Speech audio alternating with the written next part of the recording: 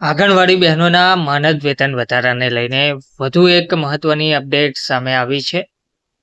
પોષણ tracker online કામગીરી બંધ અંગે પણ રજૂઆત કરવામાં આવી રહી છે. આંગણવાડી બહેનો દ્વારા સીડીપીઓને આ મુદ્દે આવેદન પણ આપવામાં આવ્યું છે. વિગતવાર માહિતી શું છે તે જોઈએ.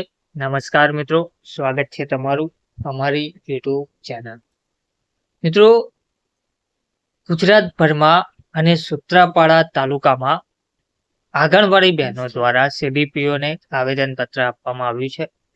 પોષણ ટ્રેકર ઓનલાઈન કામગીરી બંધ અંગે પણ રજૂઆત કરવામાં આવી રહી છે.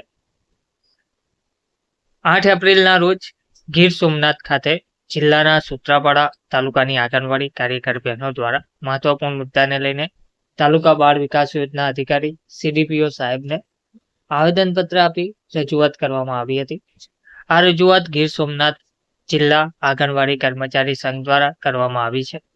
આવેદન મુજબ અખિલ ભારતીય આંગણવાડી કર્મચારી મહાસંઘ, જે ભારતીય મજદૂર સંઘ સાથે સંલગ્ન છે, તેની સૂચના અનુસાર તારીખ 1/4/2026 થી અનિશ્ચિત મુદત સુધી પોષણ ટ્રેકર એપ્લિકેશનમાં થતી તમામ ઓનલાઈન કામગીરીથી દૂર રહેવાનો સંયુક્ત નિર્ણય લેવામાં આવ્યો છે.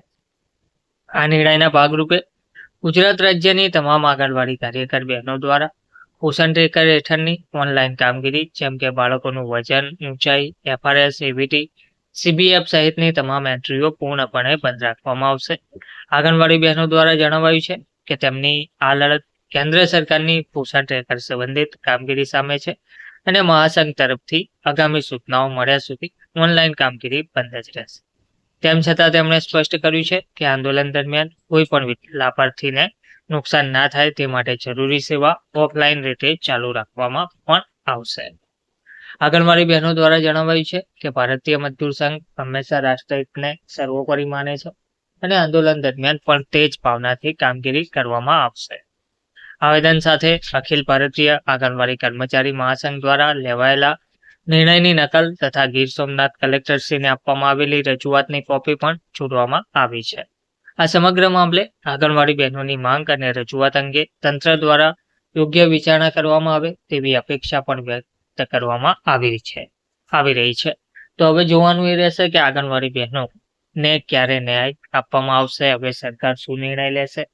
તેમને મોબાઈલ ફોન આપવાની વાત કરી છે, પરંતુ હજુ સુધી મોબાઈલ ફોન પણ આપવામાં આવ્યા નથી અને માનદ વેતનમાં પણ વધારો લાંબા સમયથી માંગ ચાલતી હોવાથી પણ હજુ સુધી વધારો કરવામાં આવ્યો નથી.